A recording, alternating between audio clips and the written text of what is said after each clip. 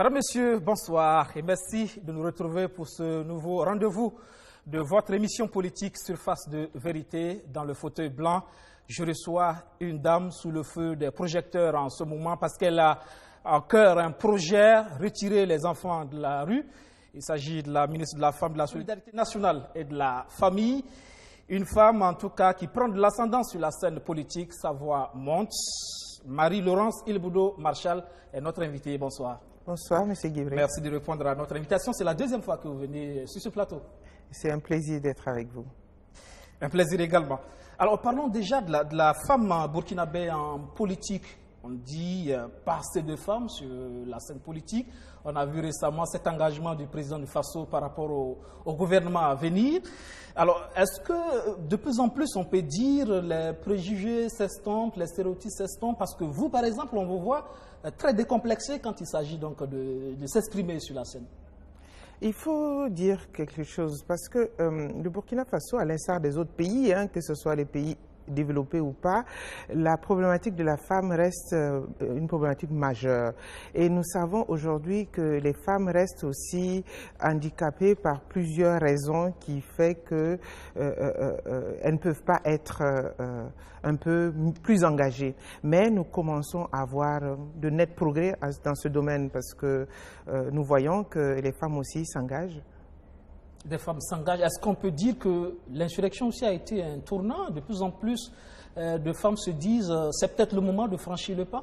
Non, je suis désolée de vous dire qu'au contraire, l'insurrection on a fait un recul au niveau des femmes parce que vous savez que l'engagement des femmes, nous sommes tellement dans une sécurité, nous voulons être dans une sécurité minimale pour faire certaines choses. Donc quand il y a la violence, quand c'est chaud, le plus souvent les femmes reculent un peu en ce moment.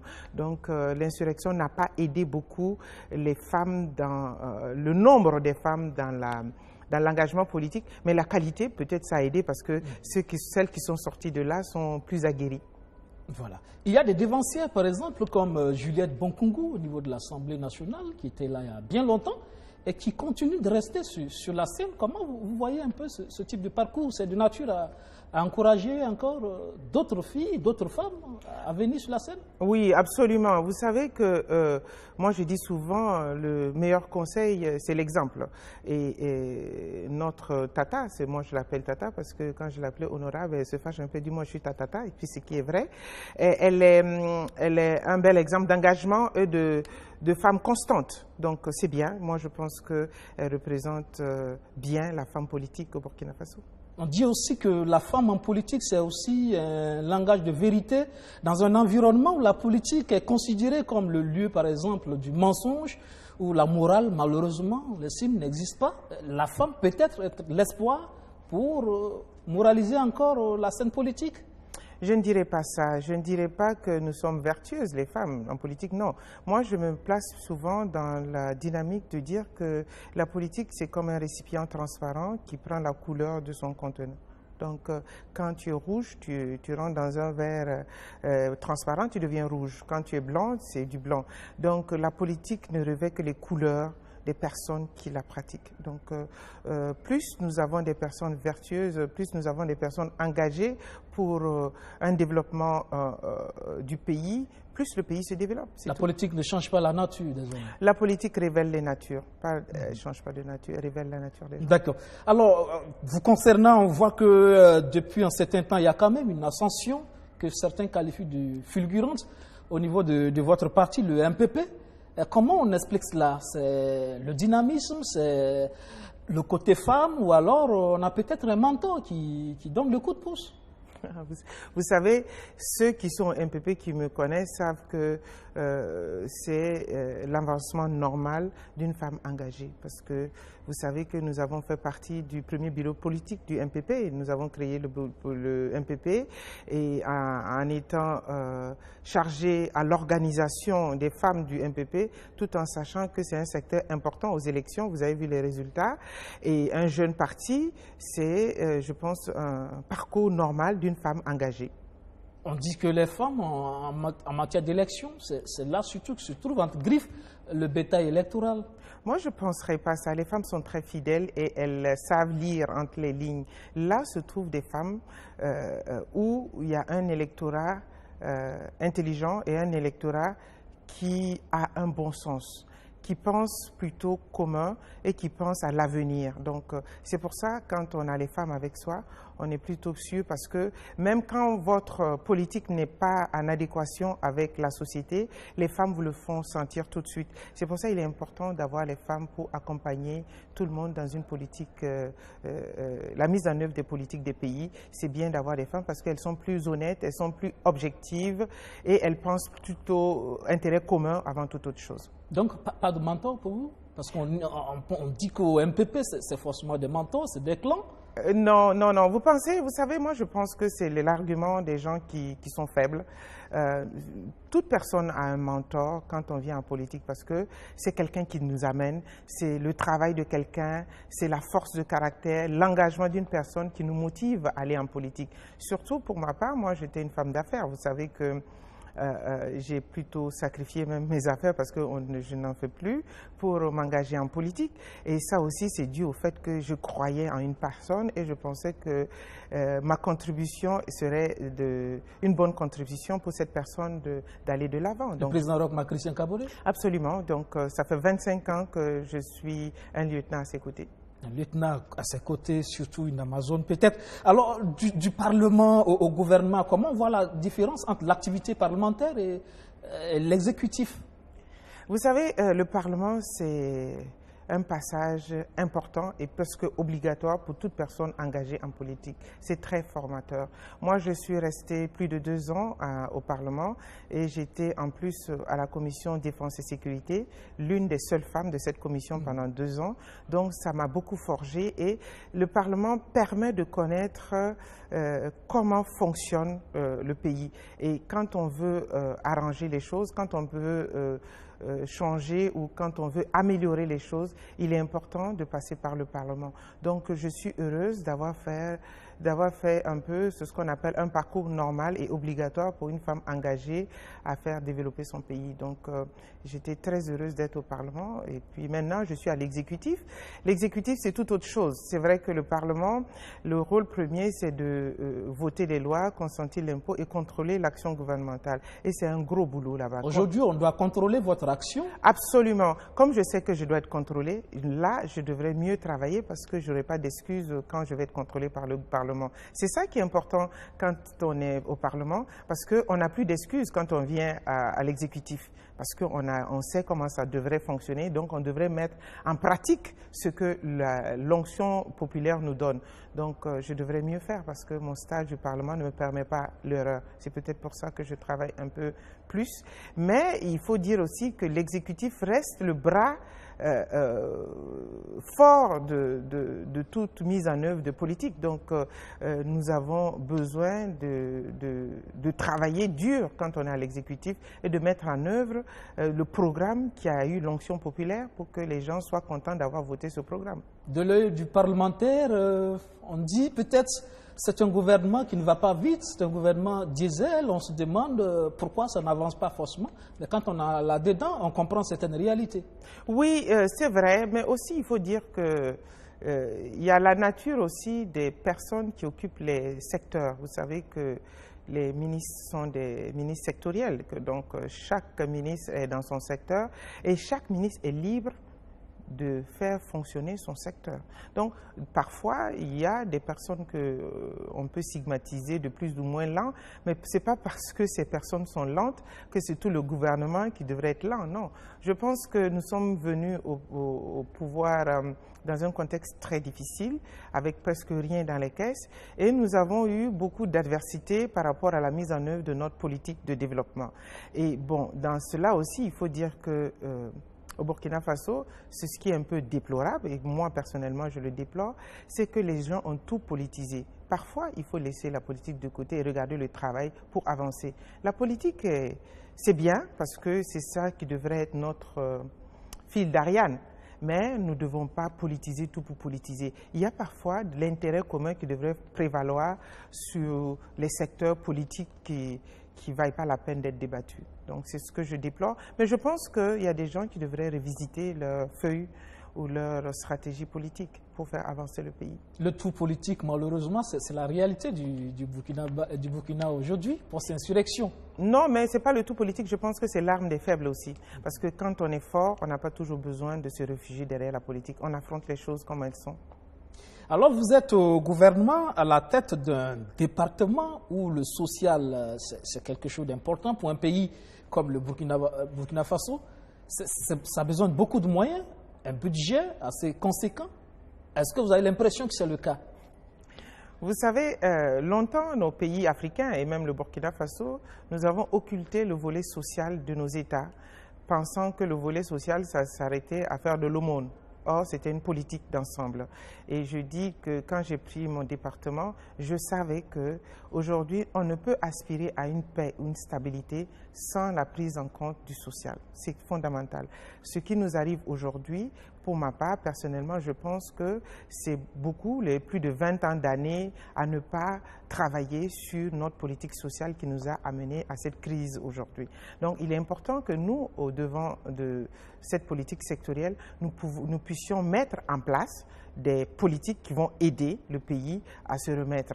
Et c'est ce que nous faisons parce que vous savez que le gouvernement étant un ensemble de choses, étant un ensemble de personnes, moi je suis responsable de la politique sociale, la politique femme et la politique famille de notre gouvernement. Donc je travaille à pouvoir relever tous les défis qui me sont assignés. J'imagine que c'est assez immense comme difficulté, comme défi. Vous arrivez donc à la tête de ce département. On sait que Marshal Il-Boudo, c'est un discours qui va avec. Comment vous voyez les défis qui vous attendent, et vous particulièrement, quelles sont les priorités pour vous? Vous savez, nous sommes venus au département avec un budget de moins de 1% du budget national. Vous savez comment? Pour un secteur aussi important. Vous savez, c'est ce que je dis. Parfois, quand les gens me demandent, je dis oui, nous travaillons avec un budget de moins de 1%. C'est presque un miracle ce que nous faisons dans notre secteur avec ce budget. Alors que quand le corps social est malade, c'est difficile de faire développement. Absolument. Vous avez tout dit. Mais nous pensons que le gouvernement a pris à bras le corps cette problématique et nous allons travailler, et c'était les engagements du président du FASO d'ailleurs, sur le 8 mars, à augmenter le budget de notre département. Mais il ne faut pas augmenter pour augmenter, parce que le plus souvent, quand on regarde les budgets, on donne et puis on n'absorbe pas aussi les budgets. Donc, ce n'est pas la peine de donner. L'efficacité de la gestion. Voilà, absolument. Et le dynamisme de pouvoir synchroniser tout en même temps et que tout soit sur les rails en même temps qui est important. Donc, ce n'est pas la peine de faire un budget si on n'absorbe pas le budget non plus. Donc, ça ne sert à rien.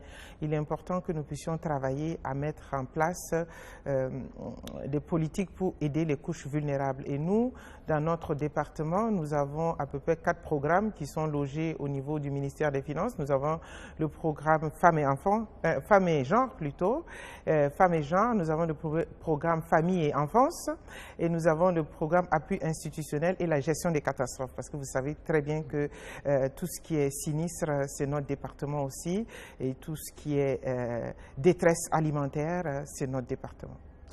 Alors, des défis en tout cas au sein de votre département. Il y a eu notamment récemment, c'est sorti à polémique, hein, vous parlez tout à l'heure de catastrophe à propos de ce communiqué sur le CONASUR. Oui, je suis la présidente du CONASUR, le Conseil national de secours d'urgence et de réhabilitation. Il est important de dire que quand nous avons pris service, nous avons regardé tous les secteurs. Nous avons beaucoup de secteurs. Et le secteur du secours d'urgence prenait beaucoup de budget. Et nous avons besoin de rationaliser nos dépenses pour faire face aux défis que nous avions. Et nous avons vu que depuis 2009, les budgets alloués à la réponse des sinistrés étaient énormes. Et quand on regardait avec des loupes, on voyait que c'est les mêmes personnes qui bénéficiaient tous les ans des mêmes budgets. Donc, ce n'était pas possible. Donc, nous avons pensé qu'il était bon de prévenir que ceux qui avaient été indemnisés les fois dernières pour leur sinistre, et on leur avait défini que ces endroits n'étaient pas appropriés pour eux, que s'ils étaient là-bas toujours, c'est parce qu'ils avaient envie d'être sinistrés. Donc, il faut parfois un langage de vérité aux gens, et c'est ce que nous avons fait. C'est difficile de tenir un langage de vérité dans un secteur hautement social, par exemple. Vous comprenez peut-être la polémique qu'il y a eu autour Non, de... non, vous allez dire qu'on va politiser la chose. Moi, je suis une politique. J'aurai une réponse politique aussi à leur donner. Mais je pense que le langage de vérité est important en ce moment dans notre pays parce que nous avons besoin d'avancer. Alors, une volonté affichée de réussir quelque chose, de marquer le passage, pour faire oublier peut-être celle qui était là, Laure Zongo? Non, pas du tout. Laure Zongo, c'est une camarade du parti. Et on a évolué ensemble au niveau du parti. Nous avons construit ce parti ensemble. Au contraire, non, c'est pas pour faire ou pourquoi elle est toujours là. On ne peut pas oublier quelqu'un qui existe, même quand on n'existe plus, on ne peut pas se faire oublier comme ça. Non, c'est pour... si j'ai été là, c'est peut-être parce qu'on a voulu que je vienne avec mes idées et les mettre en pratique. C'est ce que je fais, c'est tout. Parce que je pense que si on m'a mis là-bas, c'est qu'on avait besoin d'une personne comme moi là-bas. Donc, je n'ai pas besoin de changer ou d'être ce que je ne suis pas. Donc, je fais ce que je suis, je fais et je suis la feuille de route qui m'a assignée, et puis c'est tout. Avec peut-être un engagement différent? C'est vous qui le dites. Moi, je pense que je suis moi-même. Maintenant, si les gens pensent que je m'engage différemment, c'est tant mieux ou tant pis, je ne sais pas, mais je suis moi-même. Tout est aussi dans le discours. Alors, le tout prioritaire ou des priorités précises? Tout prioritaire. Quand c'est comme ça, on disperse les énergies aussi, non? Je pense que je suis très croyante et quand Dieu te donne une épreuve, il te donne les épaules pour ça. Et je sais compter sur mon équipe parce que vous savez que j'ai une équipe qui m'entoure pour relever ces défis et mon équipe est très, très présente pour moi. Donc, ils commencent à me suivre à mon rythme, d'après qu'on m'appelle TGV. Mais bon, et tous, ils disent qu'ils sont dans le TGV. C'est bien dans un gouvernement qualifié de diesel. Bon, je ne sais pas, mais ce que je sais, ils me disent qu'on dit que je suis TGV et eux, ils disent maintenant ils sont dans le TGV. Donc, c'est bien, on est parti. C'est parti. Donc, avec notamment ce projet retrait des enfants de la rue, c'est peut-être là une priorité parce qu'on voit l'engagement. On a comme l'impression, effectivement, que c'est quelque chose qui vous tient à cœur. Vous savez, quand on dit ça, ça me fait un peu quelque chose parce que ce n'est pas moi le projet. J'ai toujours dit le projet, il est du président du FASO, Roch Marc Christian Kaboré, qui l'a mis dans sa politique qu'il a élue. Et aujourd'hui, on pense que c'est moi qui l'ai inventé. Non, ce projet est inscrit au PNDS, clairement, dans le programme 49, Enfance et Famille, où il y a des projets. C'est bien écrit, si vous allez voir, projet de réinsertion socio-professionnelle des jeunes et adolescents en situation de rue. Et c'est la même chose aussi pour les femmes. C'est écrit là-dedans.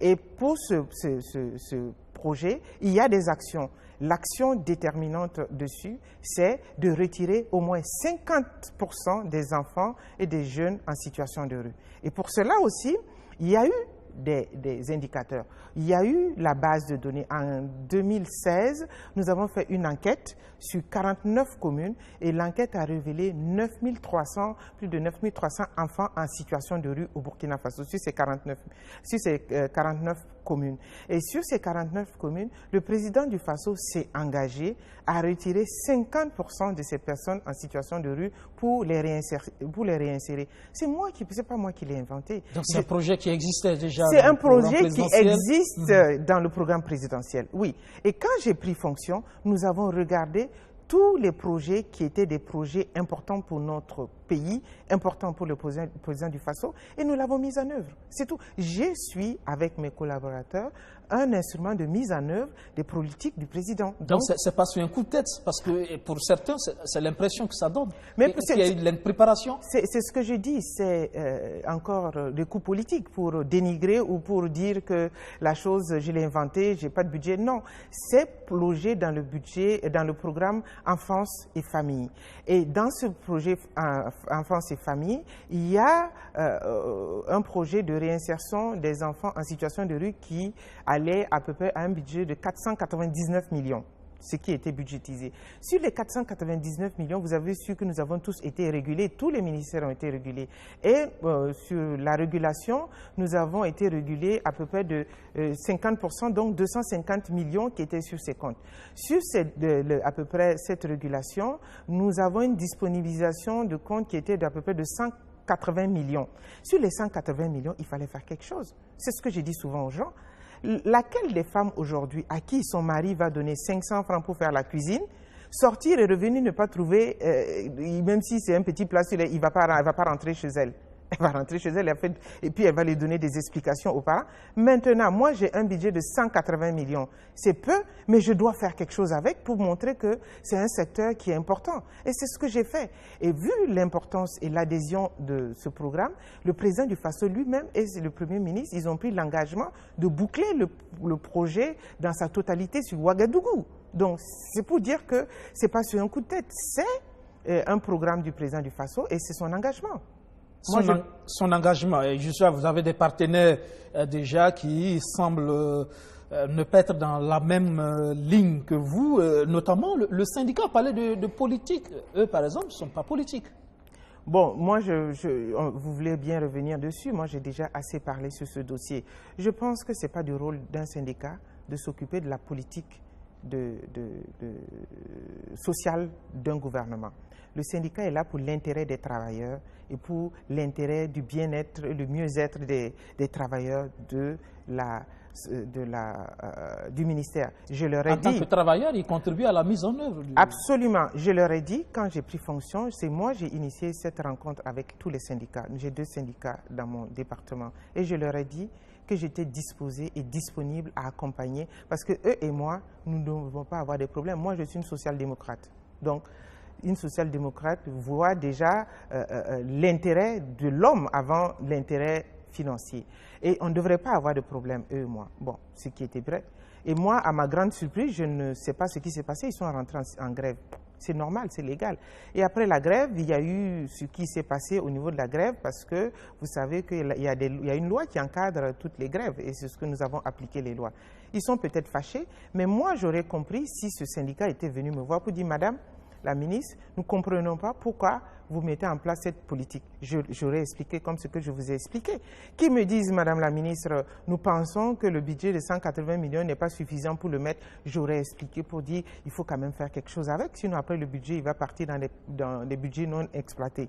Et qui me disent, Madame la ministre, on fait comment? Que je dis, bon, on commence. Et avec l'engagement du président du FASO, puisque c'est un programme qui est inclus dans son programme d'ensemble, il va travailler à relever ce défi et que nous allons ensemble, je suis d'accord. Mais au grand jamais, ils sont venus me voir pour me dire, Madame, la mise en œuvre de votre politique est défaillante. Jamais ils sont venus me dire, Madame, nous pensons que pour la mise en œuvre de ce programme, il faut ça. Moi, je ne vais pas attendre les gens pour faire mon travail, non. Et c'est pour ça d'ailleurs, quand nous avons commencé le programme, j'ai vu qu'il y avait une réticence quelque part. Parce que c'est la première fois aussi que ce programme est fait dans mon département. Jamais ça a été fait. Donc, l'appréhension et la peur de ça aussi, je peux comprendre en tant que manager. C'est pour ça que j'ai demandé des volontaires. Et même ça, ils ont dit, j'ai vu des volontaires. C'est pas, les volontaires sont les volontaires du ministère. Ce sont des agents du ministère? Ce sont des agents du ministère, des professionnels de la chose. Donc, ceux qui ont cru à ce projet se sont inscrits pour dire, Madame la ministre, nous partons avec vous pour ce projet. Et c'est des travailleurs du ministère qui ont travaillé sur ce projet. Ce n'est pas des étrangers. Et c'est ce qui est déplorable parce qu'ils ont dénigré ce projet. C'est leurs compatriotes, c'est leurs collègues qui ont fait les mêmes études qu'eux, qui ont fait la même formation qu'eux, qui ont monté ce projet avec moi. Donc, mais moi, je pense que il faut que les Burkinabés comprennent que quand l'intérêt commun est là, cet intérêt commun devrait prévaloir sur toute autre chose. Nous devons parfois taire nos égos, taire nos frustrations pour aider les populations à avancer. Et c'est ce qui est déplorable au niveau de ce syndicat. Mais bon, comme la démocratie nous donne l'autorisation de dire ce qu'on veut, qu'ils exploitent au moins ça. D'accord. Alors, le point, quelques semaines effectivement après le début de cette opération, que dire aujourd'hui? Vous savez, c'est une opération qui était très attendue des populations et qui est porteuse. Pour des statistiques simples, en 2 ans, nous avons fait un retrait timide qui était à peu près 600 personnes. Sur les 2 semaines, je dirais, les statistiques des 10 jours de retrait, nous étions à plus de 1000 enfants sortis en situation de rue. Ça veut dire des 1000 enfants que nous avons répertoriés chez nous et que nous allons suivre. Et sur ces 1000 enfants, nous avons aujourd'hui 215 enfants sédentaires. C'est du jamais vu. Ces 215 enfants sont sur nos sites où nous sommes en train de les orienter, ceux qui doivent aller à l'école, parce qu'un enfant de 6 ans qui est là, vous savez qu'il y a des enfants de 6 ans qui qui vont aller être scolarisés. Et ceux qui sont pas scolarisables devraient aller en formation. Nous avons la Chambre de commerce et la Chambre des métiers qui nous a demandé à recevoir des enfants pour les formations. Nous avons la Fédération des artisans qui a demandé à recevoir des enfants en formation. Nous avons nos centres de formation à nous-mêmes, à l'UNEFPRO, à Gampela et à Orodara et tout. Et nous allons, selon les besoins des enfants, les orienter pour la formation professionnelle de ces enfants. Donc ça aussi, ça a été budgétisé et nous allons faire cet accompagnement. Et au niveau des femmes aussi, nous avons retiré plus de 300 femmes en situation de rue, des femmes, des vieilles femmes. Vous savez, au gouvernorat, vous avez tous vu qu'il y avait plein de femmes là-bas et ils ne sont plus. Et nous avons des femmes aussi en situation de mendicité avec des mères de jumeaux. Parfois, c'est de la fainéantise. On leur a dit que c'était pas normal. Elles ont signé des engagements avec nous pour ne plus être dans la rue et d'avoir un accompagnement économique après pour une réinsertion économique. Et pour celles qui sont dans l'indigence, parce qu'il y a aussi des femmes dans l'indigence, parce qu'elles sont vraiment dans des situations précaires, nous avons mis une politique en place pour les accompagner au niveau de la vulnérabilité, pour les vivre et les accompagner en formation ou en microcrédit pour qu'elles puissent faire des activités génératrices de revenus pour cet accompagnement. Et tout ça, c'est dans l'ensemble de ce projet. Donc aujourd'hui, je peux dire que nous avons même une situation déplorable parce que nous avons une jeune fille de 20 ans, vous avez dû entendre les communiqués, une jeune fille de 20 ans qui a été chassée de sa famille et elle avait une grossesse avec un jeune homme sûrement, on ne connaît pas le père, qui a refusé de reconnaître cette grossesse. Cette jeune fille a été abandonnée à elle-même, elle a eu son bébé dehors. Et nous avons été interpellés par les populations. Nous sommes partis prendre cette jeune fille hier dans notre centre. Elle était très malade et le bébé aussi. Mais le temps de prendre en charge ce bébé est décédé. Mais la fille, la femme, avec la grâce de Dieu, nous pensons qu'elle va s'en sortir. Elle est prise à une source. Donc tout ça, c'est un programme qui fait ça. Il faut que les gens comprennent qu'aujourd'hui, nous avons besoin de faire attention aux autres. La vie ne se résume pas seulement à la politique, hein. Il y a au-delà de la politique. La politique, c'est quoi? Je pense pour moi-même d'ailleurs que la politique reste l'instrument fort pour l'aide de l'autre. La politique, c'est venir, je pense que c'est pour ça d'ailleurs, moi personnellement, j'ai laissé mes affaires pour faire la politique, parce que la politique, pour moi, c'est un ministère, c'est un service, c'est mettre sa vie au service des autres. C'est parce qu'on voit le plus souvent il faut rappeler avec les acteurs. Il faut rappeler aux acteurs que la politique, c'est un ministère, se mettre au service des autres. Pour moi, c'est ça. D'accord. Alors, besoin de 253 millions de francs CFA. On en a besoin, non, pas plus, on a besoin un peu plus. Hein. On a un budget, moi, je sais que je suis venu, ça, c'est ce qui était sur nos lignes. On a besoin actuellement sur Ouagadougou pour finir l'année, nous avons besoin d'à peu près 350 millions. Sur ces 350 millions, je vous dis tout de suite qu'avec le ministre des Finances, on va trouver le budget pour finir parce que le gouvernement aussi s'implique. Ça, c'est des imprévus que vous créez, Madame la ministre. Non, ce n'est pas des imprévus. Vous savez, quand on dit imprévu, c'est quelque chose qui n'était pas inscrit dans la politique du président. Vous savez que... Mais pas dans le budget 2018. Oui, ça a été prévu dans le budget, mais ça a été régulé. Parce que vous savez que les mouvements sociaux nous ont amenés à une régulation. Ça a été prévu. Je vous dis que c'était inscrit sur nos lignes, mais nous avons été régulés. C'est différent. Ça a été inscrit, mais nous n'avions pas cet argent parce que les mouvements sociaux que vous avez vus ont plombé l'action du gouvernement pour mettre en œuvre certaines politiques. Et étant donné que cette politique est une politique importante du gouvernement, le Premier ministre a donné instruction à la ministre des Finances de regarder dans quelle mesure nous pourrons trouver des finances pour finir boucler le budget de Ouagadougou. Mais nous pensons que Ouagadougou n'est pas la seule ville. Nous avons Bobo, Koudougou, Waïguya et nous avons même le Sahel. Et il était important que nous puissions développer des stratégies de pouvoir avoir des moyens pour les autres villes. D'où l'appel à contribution que le ministère a fait pour qu'aujourd'hui, je donne un exemple simple. Nous bouclons le budget, l'État peut boucler le budget de Ouagadougou et finir Ouagadougou. Quand on sait que Bobo en a besoin, on fait comment? D'où la nécessité, l'appel à contribution. Je dis la chose suivante. Si nous avons 1 million de Burkinabés qui donnent que 500 francs, nous avons 500 millions et on fait Bobo et une autre ville là même en plus. Si nous avons 2 millions de Burkinabés qui donnent 500 francs, Vous voyez ce que ça donne? Donc, c'est parce que dans les familles, ça ne va pas que ces enfants se retrouvent dans la rue ou ces femmes. C'est pas forcément ça. Vous savez, hein, c'est pas forcément ça. C'est ce que les gens devraient comprendre. Nous avons aujourd'hui un enfant, parce que les parents sont divorcés, il y a un problème dans la garde de l'enfant, l'enfant se sent perdu, il sort, il s'amuse, il voit une bande, il reste avec la bande. Est-ce que c'est parce qu'il y a un problème financier? Il y a des problèmes, mais ce n'est pas seulement l'argent, c'est ce que je vous dis. Il y a aussi, je suis heureuse de vous dire quelque chose de très bien, c'est que quand on a commencé le projet, il y a une mère qui nous appelle nos services pour dire qu'elle cherche son enfant depuis plus d'une semaine ou deux, et elle veut son enfant. On lui a demandé qu'est-ce qui s'est passé. L'enfant s'est fâché avec sa mère. On connaît ce que c'est que les enfants, l'adolescent. Il s'est fâché avec sa mère. Il est sorti, il a vu une bande où c'est intéressant. C'est ça l'enfance, l'irresponsabilité. Il est resté avec la bande. Et sa maman le cherche. Si nous n'avons pas mis ce moyen pour mettre en contact la mère et l'enfant, cet enfant serait perdu pour rien. Pourtant, les parents le cherchent. Et même si les parents l'avaient retrouvé, il aurait pris de trop gros mauvais plis pour s'insérer après dans une vie familiale. Donc, ce n'est pas forcément la pauvreté, c'est ce que les gens doivent savoir. Il y a un phénomène social qui est là. Il y a des enfants aujourd'hui qui pensent qu'ils connaissent plus que leur père, plus que leur mère, et qui refusent de fois l'autorité parentale parce que dans le cocon familial, le père et la mère ne s'entendent pas, ou peut-être que la mère est très occupée à travailler, le père aussi est très occupé à travailler et ils ne font pas attention aux enfants.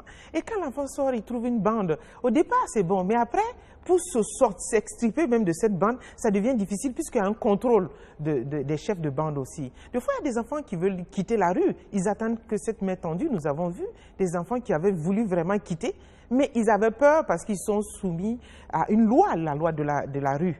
Donc, il faut donner la chance à tous ces enfants. C'est pour ça que je vous dis qu'il faut que les gens arrêtent de critiquer pour critiquer. Nous, nos portes sont ouvertes. Le centre est là. Demandez-nous, on vous dira ce qu'il n'y a rien à cacher. Il ne faut pas seulement penser que c'est les problèmes financiers qui amènent nos enfants dehors. Mais il y a un autre phénomène que je voudrais attirer l'attention. Quand les enfants vont à l'école, ils commencent avec une cigarette, ils veulent frimer, et de la cigarette, ils arrivent à un petit joint, ou pour dire, si tu prends ça, tu vas être bien, tu vas être un homme, tu vas être... C'est tentant. Ils commencent comme ça, ils deviennent dépendants. Et maintenant, pour se ravitailler, il faut comment? Ils se ravitaillent avec ces enfants qui dorment sous les ponts. Ils deviennent amis sans que les parents ne se rendent compte. Il vient prendre son ami sous les ponts, ils vont dans un squat, ils font ce qu'ils doivent faire, ils restent ensemble. L'enfant, il sait qu'il n'a pas où dormir. Il a bien mangé avec son ami qui est sorti avec un peu d'argent. Il a eu un bon moment avec son ami. Il repart sous le pont. Celui-là, l'autre, il rentre dans sa maison, il dort avec le ventilo ou la clim avec ses parents. Il mange, ses parents pensent qu'il n'y a rien. Mais pourtant, les deux enfants sont sur le même pied d'égalité pour moi. D'accord.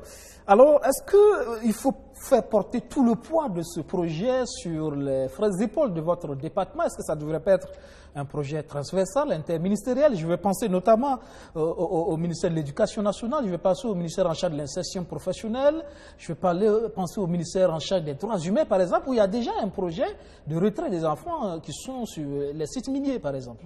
Absolument. Vous savez, mon département, c'est un département transversal. Hein. Nous sommes dans tous les secteurs. Donc, la transversalité de mon secteur se veut aussi un teamwork, un travail d'équipe. Donc, pour cela, nous travaillons avec le MENA. Par exemple, pour commencer, nous avons travaillé, vous savez que nous avons eu des préalables avant d'arriver à cette opération proprement dite. Mais il faut dire que nous avons travaillé avec les maîtres coraniques, parce que nous savons aussi qu'il y a un nombre élevé des enfants qui vont aussi... En fait, c'est pas... Les talibés ne sont pas un problème parce qu'ils retournent et après ils retournent à leur famille. Mais il y a des parents aussi qui viennent, qui abandonnent leurs enfants aux maîtres coraniques et qui partent à l'aventure. Normalement, l'apprentissage doit se faire en 2-3 ans maximum et puis l'enfant repart dans son milieu social. Mais ça, non. L'enfant reste avec le maître, il est fatigué, il ne peut pas s'en occuper, lui aussi il a des charges et l'enfant reste dans la rue aussi. Donc, il était important que nous regardions comment nous pouvons aider ces maîtres coraniques à pouvoir prendre en charge. Donc, c'est tout un ensemble de choses que nous avons fait avec les communautés religieuses qui nous ont accompagnés, la FAIB que je salue là, qui a été vraiment un instrument très fort pour ça et qui nous accompagne toujours pour vraiment mettre, parce qu'eux-mêmes, ils savent que c'était important pour nous. Donc, nous avons travaillé aussi avec les ministères, y compris le ministère, le MENA de l'Éducation nationale, qui nous a donné des experts pour aider aujourd'hui à donner des cours d'enseignement conventionnel dans ces foyers coraniques. Donc, nous sommes en train de les répertorier. Vous avez vu même qu'il y a une formation de maîtres coraniques, en ce sens, ça s'est passé même à la télé, où ils vont former les maîtres coraniques. Et aussi, il y a des maîtres coraniques qui, s'ils sont d'accord, il y aura un instituteur qui viendra donner quelques cours aux enfants chez eux. Donc ça, c'est déjà bien. Nous travaillons beaucoup avec le ministère de la Santé. Vous avez vu que j'ai eu des gens malades et le ministère de la Santé nous a dépêché des personnes sur les sites qui prennent en charge, ces personnes sont prises en charge par des professionnels de la santé. Nous avons le ministère de la Communication qui nous permet de communiquer surtout pour que les gens comprennent ce problème. Nous avons le ministère de la Culture parce que nous avons aussi des cirques, des gens qui font des cirques qui viennent là-bas, qui aident. Nous avons eu Floby et des Atino et tout, le jour de Tabaski, ils sont venus donner un concert aux enfants. Donc c'est pour vous dire, il y a le ministère de la Sécurité qui est là, qui sécurise nos équipes quand ils sortent. Donc nous travaillons avec ces autres ministères qui nous mettent à notre disposition des professionnels pour mener à bien cette opération. Alors aujourd'hui, que dire? Est-ce qu'il y a des inquiétudes par rapport à la pérennité de cette opération, de ce projet, parce qu'il y a des exemples, hein, l'expérience d'autres pays, comme le Sénégal par exemple, qui n'ont pas forcément été, n'ont pas donné le bon résultat. Vous savez, moi je dis, il faut prendre les échecs ou des expériences des autres pour s'en approprier, pour mieux faire. Bon. Donc je pense qu'il y a la volonté politique, parce que vous savez que le président du Faso l'a inscrit dans son programme de société. Il y a la volonté collective et individuelle, puisque mon secteur l'a fait. Maintenant, il faut que les gens comprennent que ce problème est un problème majeur et que chacun devrait mettre du sien pour qu'il réussisse. Parce que s'il ne réussit pas, c'est tout le Burkina Faso qui va sombrer. Aujourd'hui, si nous sommes dans cette insécurité, personnellement, je pense que c'est les 20 ans de non prise en compte de cette situation qui nous a amenés ici. Donc maintenant, pour nous en sortir, il faut prendre en compte ce phénomène et se dire que les mêmes causes produisent les mêmes effets. Ça va demander en tout cas beaucoup de mobilisation, hein, de ressources pour pouvoir tenir dans la durée. Vous l'avez dit, rien que Ouagadougou déjà, c'est pas si évident. Il faut l'élargir à l'ensemble du pays. Vous savez, je rigole un peu quand vous dites ça. Il est facile aujourd'hui d'aller convaincre les populations de faire un barrage à coût de milliards, à coût de centaines de milliards. Aujourd'hui, on dit on va faire un barrage à 3, 4, 5, 6, 100 millions. Les populations vont applaudir. Aujourd'hui, il est facile de dire aux gens de faire une route à 500 milliards. Les gens y vont. Mais leur dire de donner 500 millions pour une commune pour aider à réinsérer nos enfants qui aujourd'hui peuvent être des radicaux et se mettre des bombes et venir détruire les 500 millions que nous avons investis sur les routes, ça devient un problème. C'est à vous de choisir. C'est aux populations de choisir quelles seraient leurs priorités pour l'investissement dans les prochaines années. En tout cas, le président du Faso a donné sa ligne par rapport au développement du pays et c'est ce que nous allons suivre. C'est parfois aussi le débat qu'on pose pour l'exécutif. Est-ce que quand on est ministre, ce n'est pas effectivement préférable d'avoir une priorité sur laquelle on investit plus d'énergie, de sorte à ce qu'à la fin de mon passage à la tête du ministère, on puisse dire, grâce à son passage, on a pu engranger des résultats dans tel domaine, par exemple, ou de vouloir satisfaire toutes les priorités, mais après on se retrouve à faire du saupoudrage. C'est pour ça que nous sommes des professionnels. Nous ne sommes pas des amateurs. On ne peut pas travailler en amateurisme. Non, ce n'est pas possible. C'est comme aujourd'hui, je vous ai parlé du phénomène de répartition du budget de l'État. Ce n'est pas parce que nous allons aujourd'hui prendre un peu plus de budget sur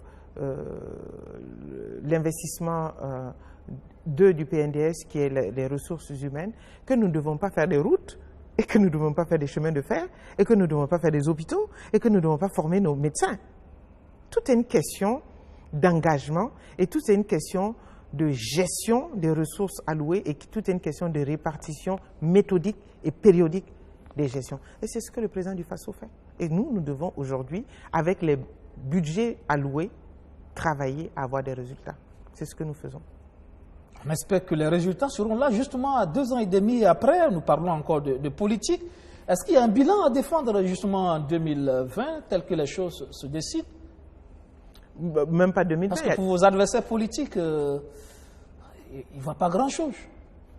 Vous savez, le plus souvent, je dis, les adversaires politiques, il y a d'autres qui étaient là depuis 30 ans, ils ont fait quoi? Donc, eux, ils devraient vraiment être modestes et puis ne pas avoir trop la tchatche facile.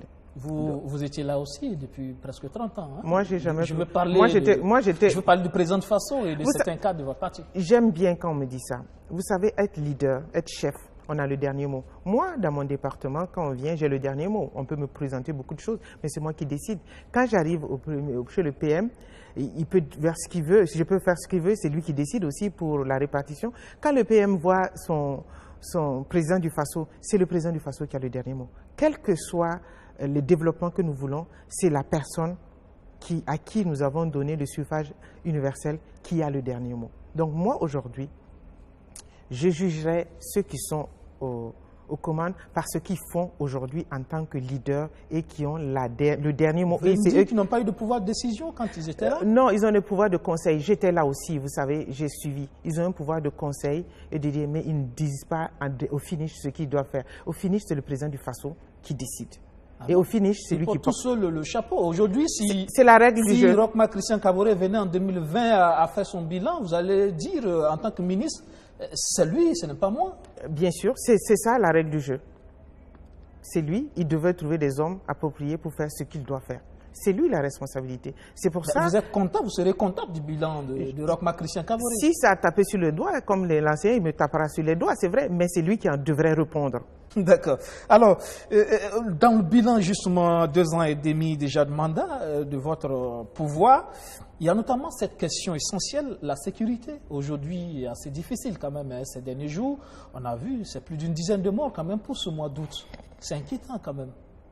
Oui, avant de répondre à cette question, je voudrais humblement m'incliner sur le corps de tous ces victimes arrachées violemment à leur famille et prier le Seigneur pour qu'il pense la douleur, parce qu'il n'y a pas une douleur aussi puissante et forte que celle-ci, et demander au Seigneur la grâce aux blessés de pouvoir se réinsérer et travailler toujours pour le bien-être des populations. Vous savez, la question de sécurité n'est pas seulement l'apanage des forces de l'ordre. Il faut que les gens comprennent. Moi, en tant qu'ex-parlementaire de la Commission Défense et Sécurité, c'est un domaine sur lequel nous avons beaucoup travaillé. Il faut que les gens comprennent que cette guerre qui nous est imposée ne peut être gagnée que si nous conjuguons tous nos efforts. La conjugaison des efforts est d'abord sur le plan de morale. Il faut que les gens arrêtent de polémiquer sur quelque chose. Ce n'est pas notre seul pays. Les gens disent oui, l'armée n'a pas de dotation. En Europe, là-bas, est-ce que c'est eux-mêmes qui fabriquent les armes? Mais on les attaque et des fois, quand ils sont attaqués, le bilan est plus lourd que le nôtre. Vous avez été à la Commission de Défense et Sécurité. Est-ce qu'au niveau du Parlement, en termes de moyens, les choses ont évolué? Vous qui avez fait quand même... Absolument. C'est pour vous dire déjà que cette guerre qui nous est imposée, tout le monde la vit aujourd'hui au niveau international. Mais quand on frappe chez les Occidentaux et c'est autant de morts, les gens ne disent pas c'est parce qu'ils ne sont pas formés, c'est parce qu'ils n'ont pas de matériel. Non. C'est quand c'est en Afrique. Non. Laissez-moi terminer, s'il vous plaît. Maintenant, quand c'est nous qui sommes frappés, c'est que nous n'avons pas mis assez de moyens ou les hommes ne sont pas formés. Non. Quand quelqu'un va au combat et il va au suicide parce qu'il ne veut pas revenir, il veut mourir, c'est différent de quelqu'un qui va au combat et qui veut revenir voir sa femme et ses enfants. On n'a pas les mêmes départs pour cette guerre. Donc nous ne pouvons pas aujourd'hui...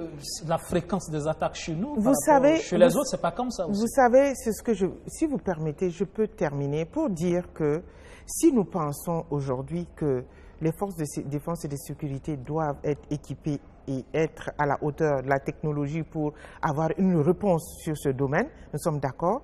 Mais il est important que nous puissions aider à l'enrôlement de ces combattants que nous savons, ce sont des radicaux. Qu'est-ce qui les a radicalisés? Qu'est-ce qui a fait pour qu'ils soient arrivés là? Et c'est ça qu'ils devaient comprendre. Et je pense que c'est le phénomène social. Nous devons mettre beaucoup plus d'énergie dans le social, à donner l'espoir, à donner l'envie de vivre aux gens. Quand quelqu'un perd l'envie de vivre, il devient un kamikaze. Donc c'est pour vous dire aujourd'hui... C'est votre pouvoir qui doit donner cet espoir, c'est ce que vous faites. Vous savez, aujourd'hui, nous sommes là depuis 2 ans. Vous pensez que c'est nous qui avons radicalisé ces gens qui viennent?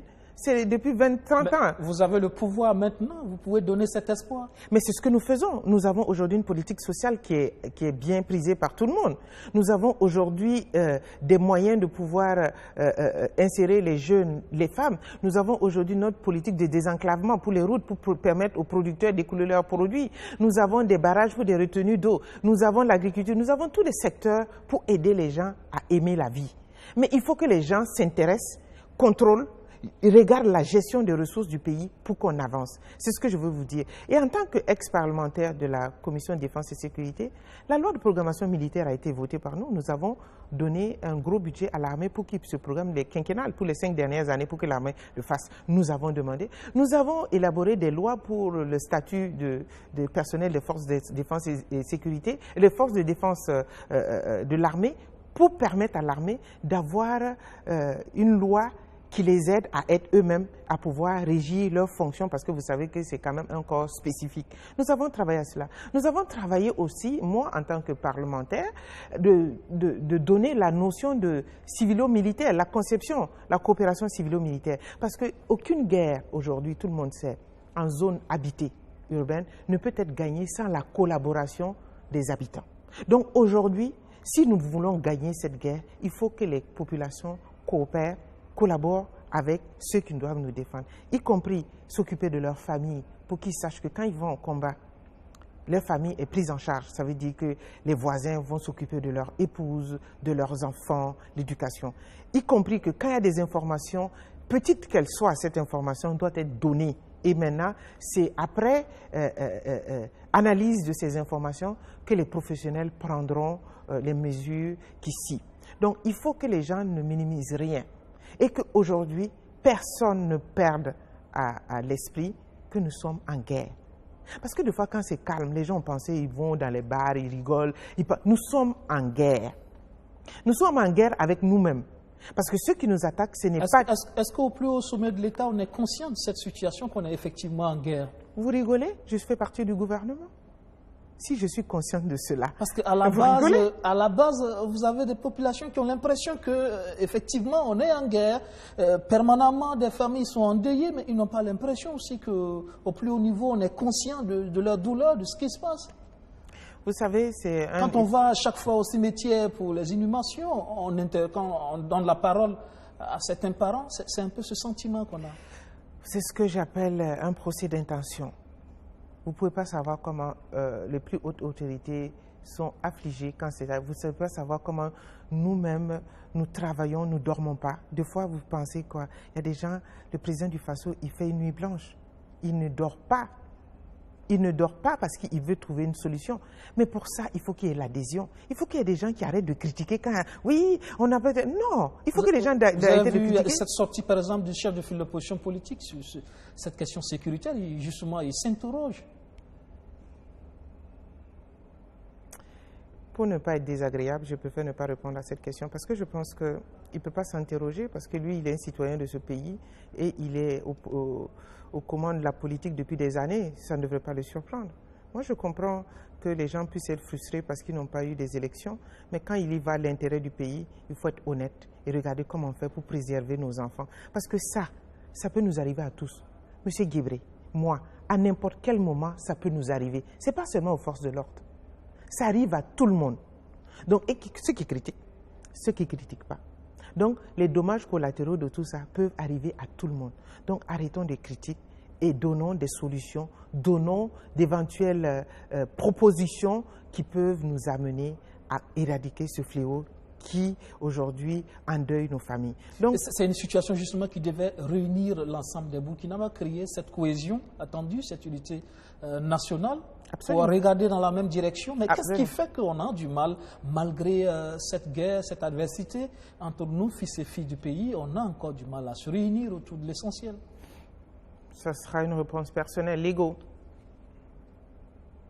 C'est tout. D'accord. L'actualité récente, c'est aussi le cas Safiatou Lopez, une dame comme vous, dans la société civile. Elle a été à vos côtés, notamment durant l'insurrection et juste après, pendant la transition.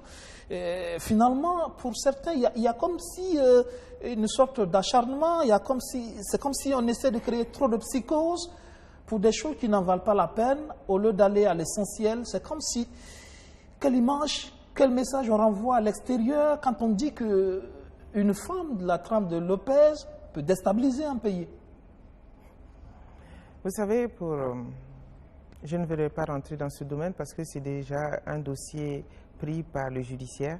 Donc, j'ai le droit de réserve sur des dossiers déjà entamés par un autre pouvoir qui n'est pas le mien.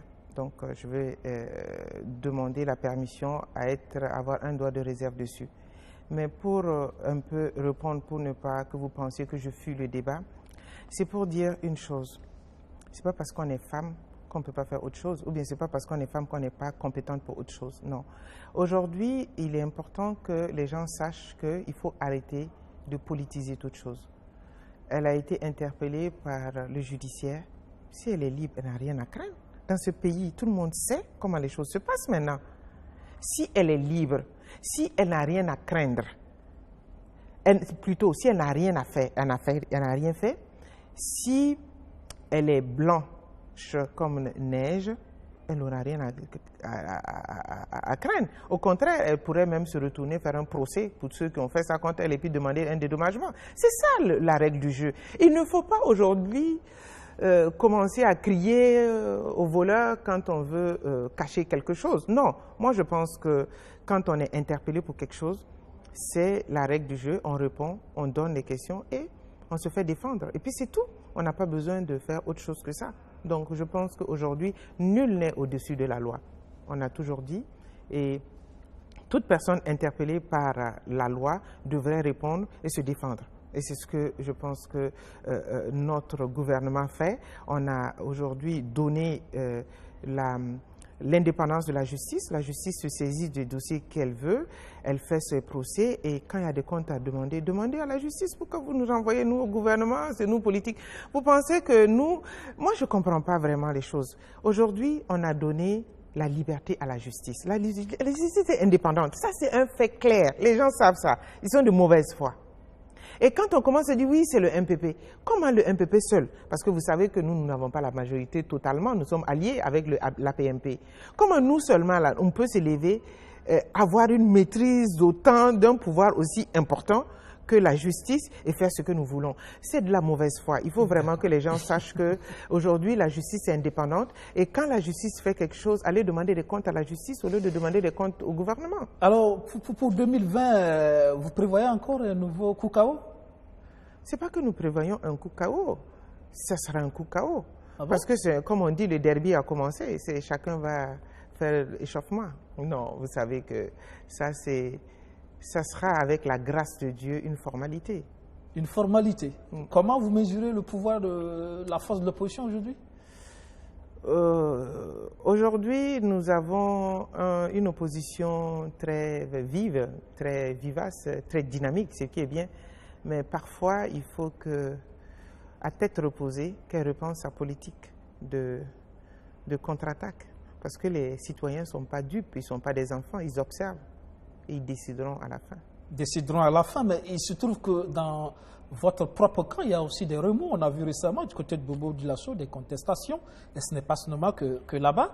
Alors, est-ce qu'en votre sein aussi, on est véritablement serein, exit Salif Diallo, paix à son âme, mais on estime qu'il y a encore des clans chez vous, clan Bala, clan Simon. Vous êtes de quel côté, vous? Vous savez, je vous ai dit que tout ça, ceux qui parlent de clan, c'est l'argument des faibles qui n'ont pas de poids politique. Parce que quand tu as un poids politique, tu n'as pas besoin d'être dans un clan. Tu viens avec une vision et tu viens avec ton engagement. Donc, ceux qui s'identifient à des clans, c'est leur affaire. Mais nous, au MPP, nous n'avons pas de clan. Nous avons une politique, nous avons une direction et nous suivons cette direction. Une bataille interne pour le positionnement à la tête du parti? Mais ça, c'est normal. Vous savez que l'adversité et le challenge interne fait vivre le parti. C'est ça, comme on appelle la qualité d'un parti politique. C'est le challenge entre les potentielles personnes à diriger qui fait vivre le parti. Si tout le monde était morose, on accepte, ça, c'est pas ça. C'est la contradiction. C'est dans les débats qu'après on trouve un consensus et on y va. Parce que sans contradiction, on ne peut pas s'améliorer. Une démocratie à l'interne. Hein?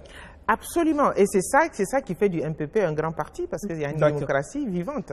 Bala Sakandé, le président de l'Assemblée nationale, sur votre terrain avec ses œuvres sociales depuis quelques jours. On l'a vu notamment sa visite au centre d'El-Wende.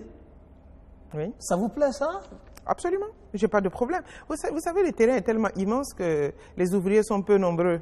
Donc, si on a un ouvrier, c'est bien. Moi, je pense que tout le monde devrait faire ça parce que, d'abord, le budget de l'Assemblée nationale peut lui permettre de faire ça parce qu'ils ont un budget où ils peuvent peut-être faire des lignes là-dessus.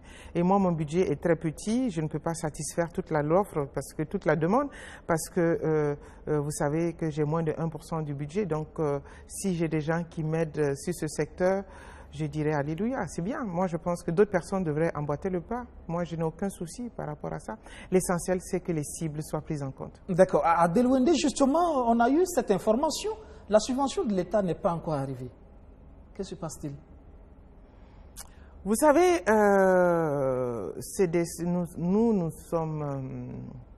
nous avons des centres avec lesquels nous avons des conventions.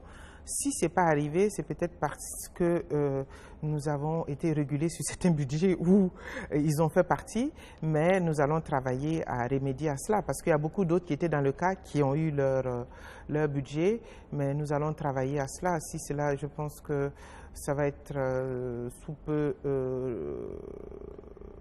régularisé plutôt, parce que vous savez qu'avec la régulation nous avons eu, et puis avec les disponibilités du MINFID, ils nous disposent de l'argent sur notre compte par rapport aux entrées que nous avons. Vous avez dit, s'ils n'ont pas eu, c'est pas pour mettre un autre contre un autre, mais bon, c'est qu'on n'a pas encaissé de l'argent pour que MINFID disponibilise cet argent sur notre compte, mais dès que l'argent sera disponible, ils auront leur subvention. D'accord, bonne nouvelle. Donc, alors on est en fin d'émission. Vous allez me dire ce que vous pensez de Lozango.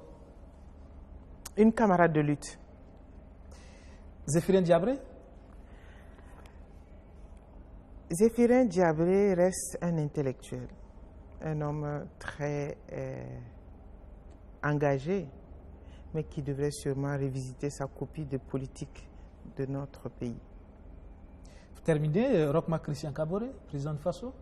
Vous savez, mon premier passage chez vous, vous m'aviez posé la question encore avec son Excellence Rochma Christian Kaboré. À l'époque, il était Rochma Christian Kaboré. J'ai dit mon président parce que j'étais au MPP et c'était le président du MPP. Aujourd'hui, je dirais le président du Faso et qui mérite d'être président du Faso.